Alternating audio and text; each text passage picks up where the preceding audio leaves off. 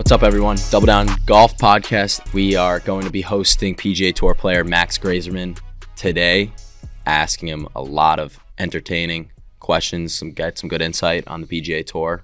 Hear a little Get in the mind of a PGA Tour player. Right. He had two, wasn't back-to-back second place finishes, but it was a month apart.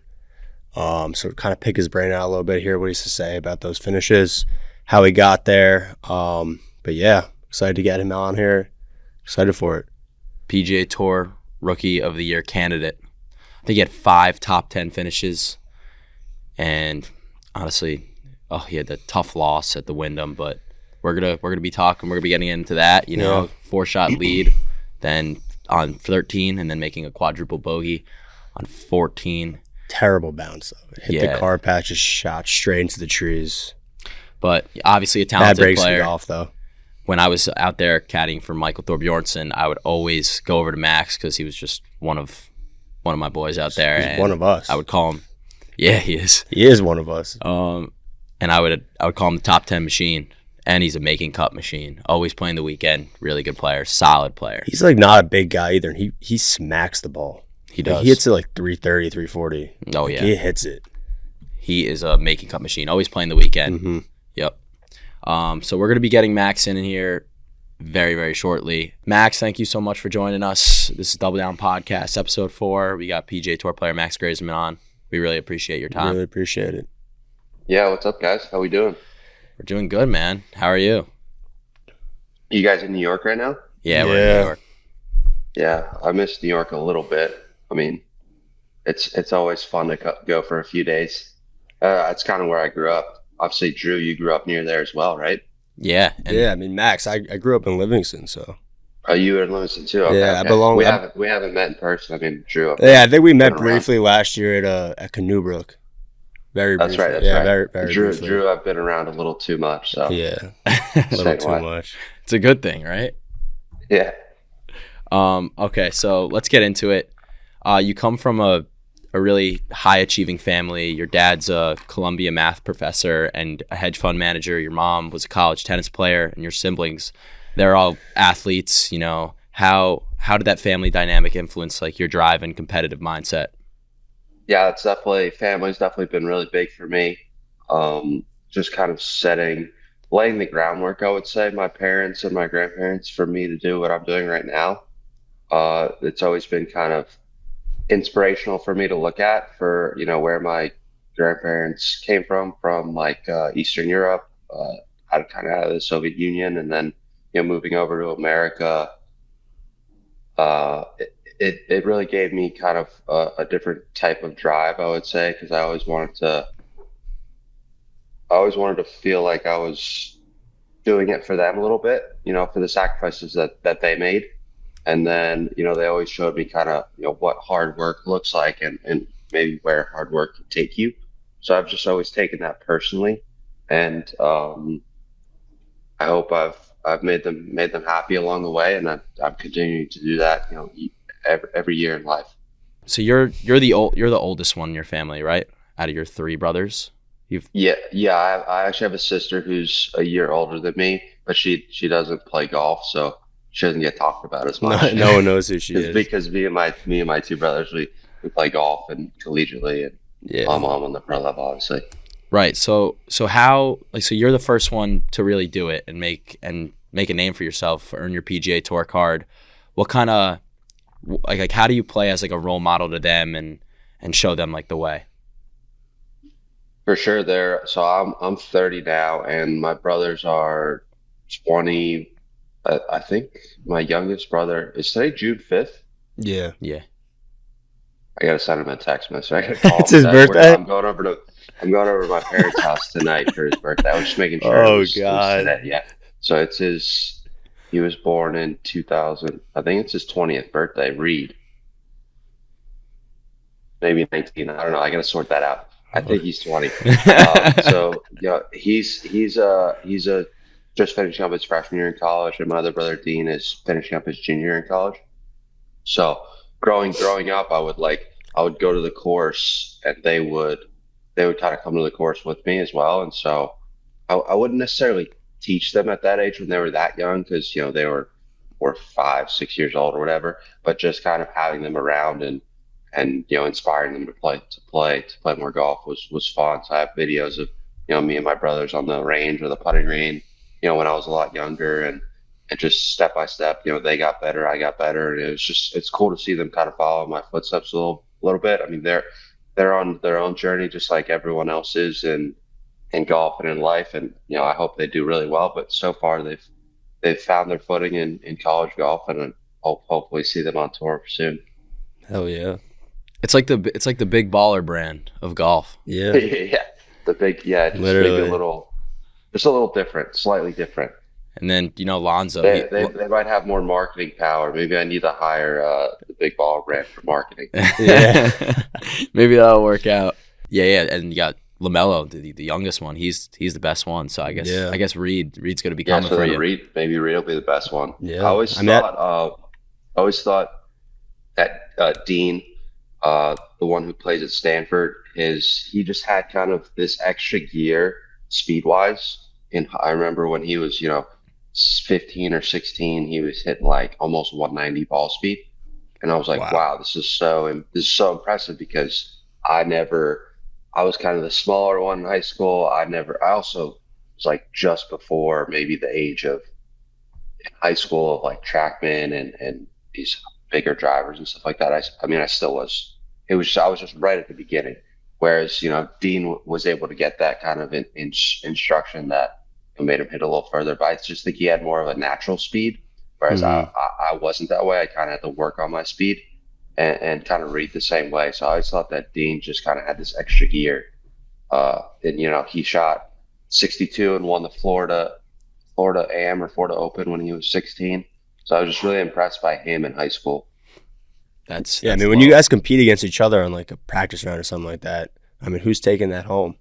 We unfortunately don't get to compete against each other that much, because our schedules are so different. Because I'm every week almost on the road, especially kind of in that summertime when they're home from school. Exactly. Yeah. And then when they're at school, maybe I'm home a little bit. Like, our schedules rarely line up in terms of we can play against each other together, and maybe if that's on like vacation or something. But now I don't really want to play, because I've just been grinding for a while. So we only get to play probably a couple times a year, but it's fairly competitive. It's awesome. This one time, I think a few months ago, Dean shot like 62 or something, and I was pissed off at the end of that day, and then I shot 61 the next day. That's a way to stick it to him. Exactly. Got to be the big brother. Yeah. You turned pro in 2016. You joined the Korn Ferry Tour? Yes. 2017 I graduated from Duke, and then I played it's called PGA Tour America. Mm-hmm. I was on the Canadian Tour version in my spring season in college. I went to Q school for that and got through, and so I did the Canadian Tour for a few events that summer of 2017, mm-hmm. and then followed it up again with like more of a full schedule on the Canadian Tour in 2018, and then got my card the second time I went to Korn Ferry Q school. So 2019 was my first year Korn Ferry, and so that was a big moment for me. That second time in Q school, having failed that first time in Korn Ferry Q school, I was obviously very disappointed. Yeah, and like then I started to become like unsure. It's just for me and stuff like that, because it wasn't kind of that quick success that I was looking for. And then that second time was just a huge moment. That's everything kind of turned around then. Started to believe in myself a little bit more, but still like not quite ready. And then I spent five years. I tell people I spent 5 years, but it was really 3 seasons on the Korn Ferry Tour, because you had COVID was a double year. That was a 2 for 1. And then I had wrist surgery another year. So it's really, if you look up like my stats or whatever it is, there's only 3 official seasons. And then it took all the way till 2023, the end of 2023, to get my PGA Tour card. So it was a lot of years in the making, a lot of ups and downs, a lot of times of being not sure, and then like really thinking this was for me, and then like, oh, maybe pro golf isn't for me situation. I think all those kind of ups and downs and all that perseverance Yeah, I mean, what do you think through those the turning through those point moments. was? I guess maybe after the wrist surgery, where you were like, "Yeah, Yeah, yeah, I'm gonna yeah. keep Wrist competing." surgery was definitely a turning point. Yeah. Glad you brought that up because that was I forgot to mention that was probably the turning point in my career for sure. Before that, I was starting to really gain some traction and Hmm. was getting comfortable on tour. I would say the year before I got wrist surgery, I was fairly close. I think I finished maybe 40th on the points list or something like that, 44, and you Hmm. need to be top 30. So I was starting to maybe feel like, oh, this is going to be it. This is going to be it. And then I played the first five events of the 22 season, and going into that year, I felt like it was going to be my year. I felt like that was going to be the year I got my PGA Tour card, Yeah. but I had this lingering wrist injury, and I couldn't get it to go away, and I was like, okay, I just have to get surgery. I'm in too much pain on the golf course, and so I shut it down in April of that year and got surgery, and then right away the year after in 2023 from the start, I was pretty high up on Corn Ferry, and that was my year. I think it got a little bit of perspective and stuff after that during that surgery, kind of realizing what golf would look like if I didn't, if or what my life would look like if I didn't play golf and stuff like that. Just kind of maturing a little bit. And Hmm. 2023 was my breakout year after that wrist surgery. That's awesome. Yeah, I mean, you kind of got into it, but you're a rookie of the year candidate last year as a 29-year-old. You're grinding you're grinding your years out on the American tour and then the Corn Ferry tour. Maybe can you just like talk about that grind and It's definitely Yeah. definitely a grind. It's stuff that people, fans don't realize the grind of professional golf. I would say because the media will just show you, I don't know, a guy like Luke Clanton or someone who's PGA Tour you number one straight onto the PGA Tour. He's had his own sacrifices he had to make in his life to get to where he is, but he just straight to the show. Whereas I started from the bottom of professional golf because was I good as a junior? Yeah, I was really good. I was playing against all these guys, Scotty, Sam Burns, etc. I remember playing against them in AJGA. But college, I just kind of lagged behind a little bit. I was never really an All American. I was supposed to be an All American. So basically, I come out straight out of college and I have no guaranteed starts. You just start from scratch. It was before PGA Tour U though. Everyone just started from position A after college. Really, no one got any sort Yeah. of special bump like they do at PGA Tour U now. But I started from the bottom, and you got to earn your way to the top. And for me, that was doing mini tour events first, and then that was doing PGA Tour Canada, and then that was doing Corn Ferry Tour, and then I was getting to the PGA Tour. So I mean, I played plenty of mini tour events, dozens of mini tour events. Played, you know, at least a dozen events on the Canadian Tour. Probably played 100, over 100 events on the Corn Ferry Tour, if I were to guess. You know, so it's just going through those phases, kind of make you grow as a person. I would say you gotta battle through the ups and downs, um, and just continue to push yourself to get to the PGA Tour. I mean, there was I lived in Las Vegas for 2 years. I moved from the East Coast to Las Vegas to work with my coach for 2 years after college because I didn't feel like I was prepared. Wyndham Clark. I remember living with Wyndham Clark for a year, out in Vegas, and just playing against pros that were better than me. That was a big thing, playing against Hmm. people that were better than me. And I feel like just putting yourself in that situation, and you're almost forcing yourself to get better. Because if you're not gonna beat these guys at home, then you're not gonna beat them on the road. Yeah. And so I would play a lot of games, small money games against pros in Vegas, Scott Piercy, Wyndham Clark, Aaron Wise. So I'll play in Vegas, and then I moved to Florida, started playing at Medalist, and then I'll play against 10 different PGA Tour guys, Denny McCarthy, guys on Live right now. And so just constantly kind of forcing yourself to play better, whether that was in tournaments or at home in money games. was huge because you need to simulate that sort of pressure. Yeah. Right. So just continuing to simulate that pressure and practice prepare how you yourself play for the next level. Yeah, I mean, so obviously you've had like a lot of adversity. You're a smart guy. You went to Duke. You were an economics major and public policy, right? Yeah. So, a lot of adversity. You finally get to the tour at 29 years old. Did you ever think that, hey, like, I want to quit this game, or the struggle was too much for you, and you started mapping out like other paths for your life? Yeah, you definitely have those moments unless you just have a ton of success and you just go, straight to the PGA Tour.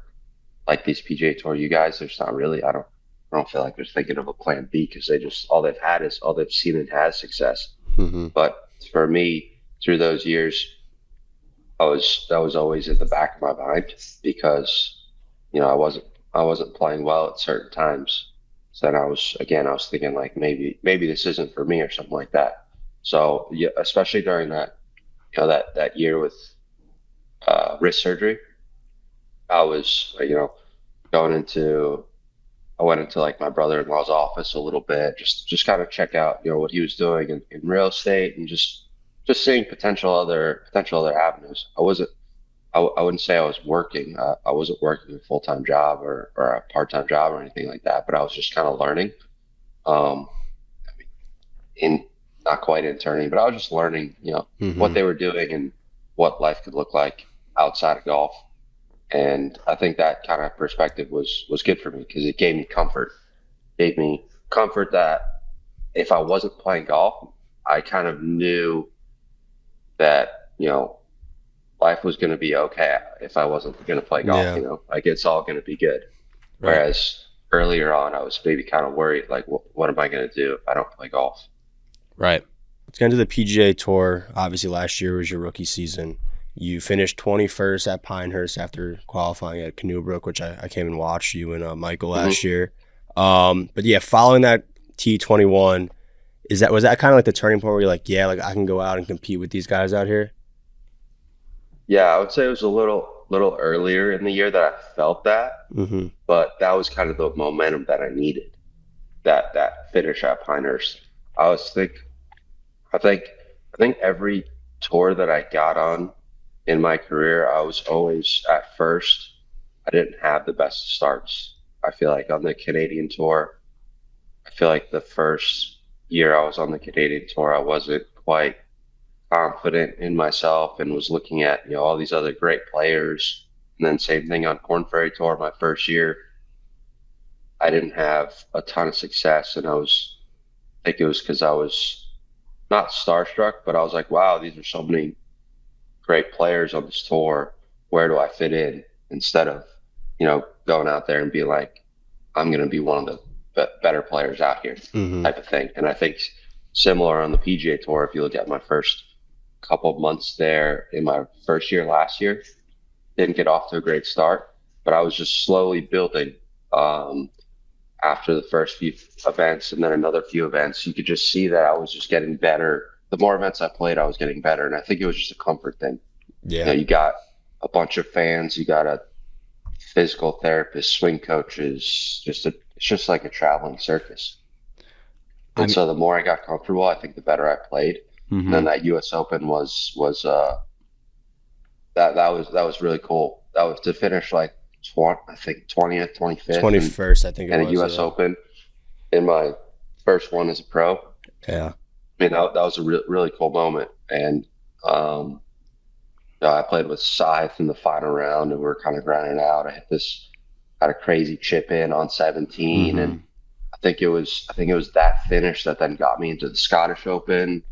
And then I played decent in the Scottish Open and it was just like kind of a roll of events. Yeah. And just a ton of momentum there in the summer that I just kept going and I started to feel, more confident about not really my game, but where I fit in on tour, Yeah. I mean, just sort of a comfort level. Yeah. I mean, talking about that crazy shot you hit on 17 at Pinehurst, can we get into that crazy shot you hit on Sunday at the 3M Open? You were tied for first on 18, that par 5 in the trees. I mean, there's trees hanging over. You're going over water, par 5, 250 out. You got long iron. Can you walk us through that shot? So I think I was one back at the time of Johnny Vegas, and I kind of asked my caddy like, where were we at in that moment? I hit a terrible drive off that tee, and then I got into that position, and I actually took a drop. They didn't necessarily show that I took a drop from the cart path, but I did take a drop from the cart path, and I kind of got a bare lie. And then I asked my caddy like, where are we at? And then I was like, briefly thinking for a moment. I've had a decent summer where basically I think that was the second to last regular season event. I've had a decent summer. FedEx Cup wise, I'm in a decent spot. So I'm starting to think like, is my card safe for next year? Basically, like, am I as a rookie, right? Because I just want to make sure, I'm going to be on the PGA Tour next year. I don't want to dump this thing in the water and make like a triple or something, and then not get a lot of FedEx Cup points, because you're always playing to win, But those FedEx Cup points in that second, third, fourth position versus, I don't know, like a seventh, eighth, ninth or something like that, that's a lot of points. I'm never really thinking like that. Yeah. But in that moment for a second I was, because I just want to make sure I'm racking up as many points as possible to keep my card. And so I thought about that for a brief second, and I'm like, I think I'm in a good spot. So I think why don't we? I was talking to my caddy. Why don't we just risk it? Why don't we just go for it? Why don't we take the risk?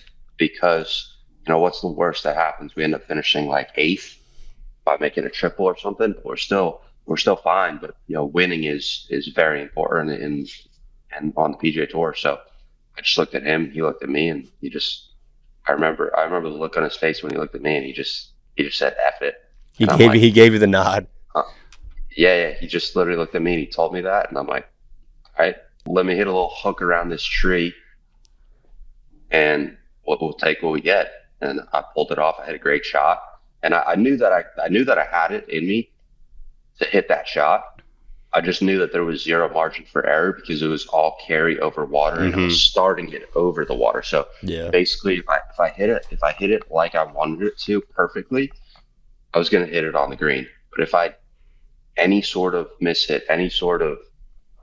anything that could go wrong, guaranteed in the water. Right. So it was high risk, high reward shot. Yeah, it's awesome. It's what a shot. Yeah, it was a sick shot. And then tied the lead there. Liked where I was at, and then credit to Johnny Vegas, he piped it down the middle on a very tough driving hole and made birdie. Yeah, I mean, you did everything you could. He could have easily made par or bogey. That's the nature of that hole. Yeah. Yep. But credit to him for making birdie and winning the tournament. Yeah, credit to him. I mean, there was a stretch where you were always seeing your name up there. Like every week in and week out, you were within the top 5. Like you always saw Greyserman when people were watching the TV. Obviously it was an unfortunate event at the Wyndham Championship. You hole out for eagle on 13, and then on 14 you get a really tough break. You hit the car path.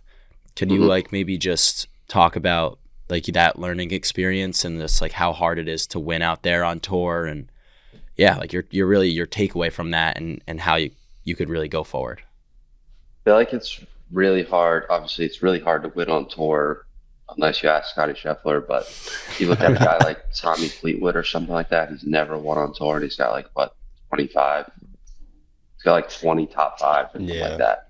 It's crazy. Crazy how some people have a few wins and some people. But you probably look at another guy who had like 3 top 5s and he's won twice or something like that. It's just the nature of the top of the leaderboard in golf. If you put yourself in position enough times, you're gonna win. But winning kind of requires a little bit of luck sometimes, just because what are the other people near the top of the board doing at the same time? Yeah. At the 3M, like if Johnny Vegas could have easily made bogey and I could have won the tournaments, stuff like that. Or at the Wyndham, if I didn't hit the car path, I could have won the tournament. Or if I didn't do this, blah, blah, blah, blah. But there's just so many different things that can happen down the stretch in a golf tournament. And at the Wyndham, unfortunately, it didn't go my way. I had a bad break, but then I kind of compounded the error a little bit with, I think I had a four putt on 16. Yeah, you I came back. still, I I think you had a still birdie could have on. won. You, Still could have won the yeah, tournament even with hitting that car path on on. yeah. I think you bounced back with a birdie right after that, after the quad. Yeah, then I made birdie, and then I made birdie, and I think I was in the solo lead after Yeah, making birdie. I think you were. Yep. And then obviously, I four putted the next hole. I felt pretty good after recovering with that birdie, but then definitely a lot of heart rate gets up, and, Yeah, things start moving fast. Your heart rate just gets really up after that quad, and I was pretty proud of myself for making that birdie. That's something I can look back to the next time that happens. But being in contention, like in the heat of the moment there for you know 5, 6, 7 holes, being like really this is a one shot lead tied hmm against the board with, I think it was Aaron Rye. Those experiences are huge. To be able to be in that, kind of simulate that pressure. I think that's why Scotty does so well, because he's just constantly up there near the top of the board, and it's very tough to simulate that pressure, that kind of those nerves and that excitement and the juice of the crowd, stuff like that. You can try at home, yeah. I mean, and yeah, we do try and practice to simulate the pressure of the moment with drills, but it's very difficult to simulate what it's like playing in front of 10,000 people. Right. That's something I don't think you can simulate, and I think putting yourself in position the more times you put yourself in that position, I think that's where the next time you're maybe near the top of the leaderboard, then the win will come. yeah. I mean, would you say that's probably one of the biggest learning experiences you've had out there as a professional? Yeah, for sure, for sure. Yeah, Because on the Corn Ferry Tour, there's a couple thousand people here or there. Some tournaments there's like barely any people. Some tournaments there's decent amount of people, but you're not really playing in front of that energy in that yeah, crowd. And on the PGA Tour, especially in these kind of signature events, and especially in the majors, there's a lot of energy flowing. You can feel the excitement from the crowd. You can kind of heart rate goes up. Um, like I always get like first tee excitement, jitters, nerves, whatever you yeah. call it. Pretty much every tournament. Actually, some tournaments no, but a lot of tournaments. Sorry, it's my dog. Hey, you're good. Lily, come here. Lily. Probably someone outside. She's protecting the house. Um, Guard dog. So those kind of first tee jitters are huge, but then they usually go away for me after like the first shot. I just walk off the tee and I'm good to go. hmm And then like at the Masters, for example, it like lingered throughout the first hole into like the second hole, which I've never really had that happen before. And then it went away. And then it's like I get to 12, and it's like I'm as nervous as I've been. And when I say nervous, it just means like my heart rate kind of starts going faster. Yeah, mhm. So that's not something that that ever happens to you at home. When hmm you guys are playing golf at home, I don't suspect that your heart rate just randomly just goes up. yeah, Then when your heart rate goes up, it gets tougher to feel the yardage that you need to hit it or something like that. But if you're constantly in that moment, then you get used to it. And I got to 12 at Augusta, and all of a sudden I was like the most nervous I've been in years. yeah, Just randomly, I just get to this 12 tee box and like yeah. bang, Yeah, I my mean, heart rate's just at like 100. you're on the right track being up there every week to feel that pressure and get used to it. So, Yep, definitely. Yeah. Keep So I putting. think it's really really important, yeah, and I'm starting to be a little more comfortable now. My hmm shoes on tour and stuff like that. It hasn't been a good second year for me. I've been struggling with certain things at times, but I kind of struggled with the driver for a little bit, and just like things here and there, just naturally, the game shouldn't be easy all the time. It is for some people, but I feel like I'm starting it. I feel like I'm starting to hit my stride a little bit this year, and summer's coming up, and I usually play well in the summer, so It's great. I'm excited. I'm excited for this. The next couple months. It's great. It's Just just like, even I'm starting to like even though I'm struggling this year, I'm still hanging around. that's really good. Yeah. Good to know. Like even though things aren't going my way, I'm not hitting the shots how I wanted to. Uh, Not maybe rolling the putter the way I wanted to. I'm still competing. I'm still, in a good spot, FedEx Cup, Yeah. to make a run. So that's also just like last year where I learned like, oh, I can win any of these PGA Tour events. This year I'm starting to learn like I can hang, even though I'm not playing great, I can hang around. I can still compete, and that's good to know too. Definitely. I mean, you definitely got the game for it. We know that. Just a couple more questions. First things first. How many times have people said, "Hey, Rory McIlroy, can I get an autograph to you?" I've gotten it way too many times, way too many times. But I'm starting to get it a lot less these days. I guess I'm getting old, and people getting older, and I don't look like Rory as much or something like that. But like in high school and college and early pro, Rory's older than you, though. Yeah, Rory's probably 5 years older, if I would guess. Yeah, it works. Yeah. If there was a stretch there for like 7-8 years where I would get it every day. Hey, Rory, can I get your autograph? You're like, I'm sick of this guy. I would get it at the airport. I would get it just everywhere. And I was wearing. There was 2 years after pro. I was wearing Nike. Oh, That was when it was probably the worst. yeah. I don't really get it that much anymore. So I guess I'm starting to not really look like him as much. I think you're just building your own name. I don't even think it's that. People just know. That works too. Yeah. Do you want to ask him what major? Oh, yeah. I mean, I feel like we should ask every pro that we get on here, but if you could choose your first major, which one would you want and why? I feel like that answer changed after I played at Augusta the Masters this year. I think before I had played, I would have said, U.S. Open, just because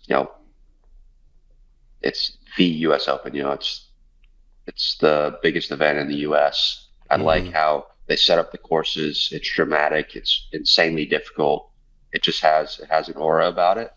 And I always wanted to win the U.S. Open, but after playing Augusta, and I've now played the Masters, the PGA, the U.S. Open, and I'll play the British. I'll play all four at the end of this year. But after having played the Masters, there's just something special. There's something different. It's unique. The members run the tournament. The azaleas, the patrons, the no phones policy. It just feels like you're in a movie scene the entire time you're playing the Masters. It's surreal. It doesn't feel real.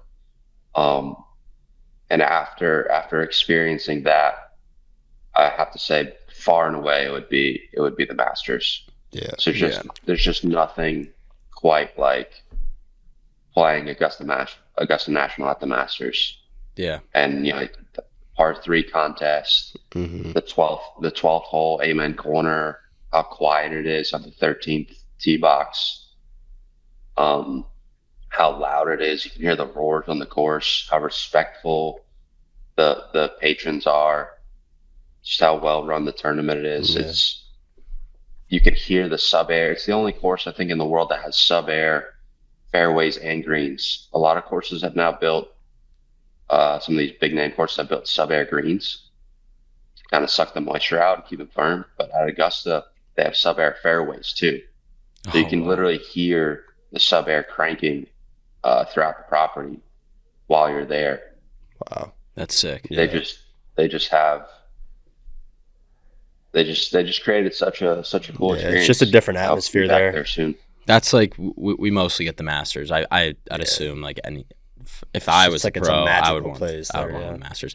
In a sport where backgrounds and stories can really stand out, and with everything going on in the world right now, what does it mean to you to be, a Jewish athlete on such a prestigious tour? Yeah, it's been a big part of my life growing up. I was raised Jewish and did bar mitzvah and things like that, and that's probably one of the reasons my parents moved to the U.S. To have the freedom to be Jewish and express themselves the that they want to, that they couldn't over in Eastern Europe. So, I have on my yardage book, I have just little reminders, of who I am and where I came from. On my yardage book, there's a Star of David, and I just kind of quietly go about it. Not telling the whole world, constantly who I am or where I'm from, but I just have little things that remind me of, that I am Jewish and I'm proud to be Jewish, and there's not that many Jewish athletes out there, so I hope to inspire other younger Jewish athletes to pursue whether they want to be a great athlete or not, at least give it a try and make a name for yourself. Yep. Yeah, that's awesome. Well, Max, thank you so much for joining us. We really appreciate your time. Best of luck out there for the rest of the season. We're going to be pulling for you. Definitely. Making Cup machine. Yeah. Have you seen that? Guys. Have you seen that rough at Oakmont yet?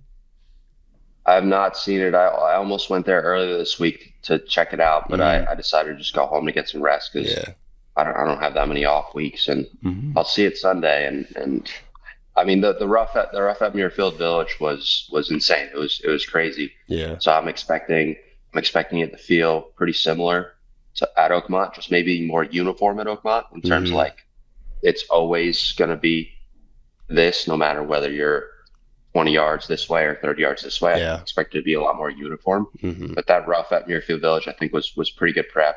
They told us at Muirfield Village that they got more rain than they normally do before the tournament. So I mean, it was really thick, lush. It was long. So I think that was good prep. Yeah, obviously very excited to go to Oakmont. It's a historic course, and I can't wait to be there Sunday. All right. Yeah. Well, I mean, Max, good luck. Good luck. Thank you, man. We'll really be rooting appreciate it. Yeah, thanks, boys. Thanks for having me. Yeah, thanks for coming on. Bye. Double Down Good Podcast, episode 4. Just had Max Greyserman on. We really appreciate his time. Hopefully, you guys enjoyed the episode. We're going to be back with our episode 5. Thank you guys for tuning in. Really appreciate it. Hope you enjoyed the show.